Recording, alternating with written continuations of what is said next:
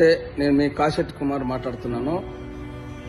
అంతర్జాతీయ వికలాంగుల దినోత్సవం ఈరోజు. అంగవైకల్యము శరీరానికి మాత్రమే, ఆలోచన కాదు. వికలాంగులను మనం ఏలానే చేయొద్దు. వాళ్ళను అక్కువ చేసుకొని వాళ్ళు చేసే పనులు కూడా మనకన్నా గొప్పవి ఉన్నాయి.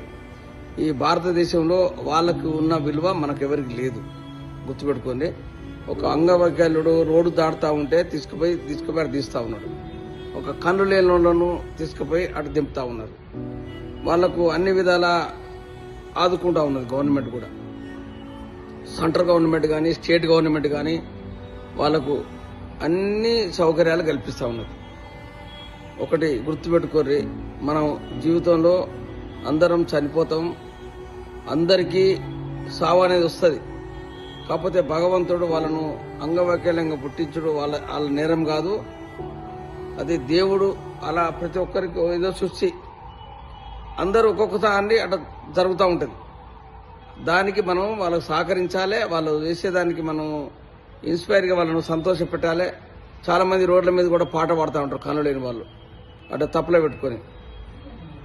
మన సింగర్లకైనా మంచిగా పాడుతూ ఉంటారు. ఇటువంటి దాన్ని ఈరోజు భారతదేశం ఒక అంగవైకల్య దినోత్సవంగా చేశారు. ఒకసారి మీరు కూడా అందరూ సహకరించాలి. వాళ్ళని ఏలన చేయొద్దు అని నేను కోరుకుంటున్నాను. నేను మీ కాశెట్టి కుమార్, తెలంగాణ.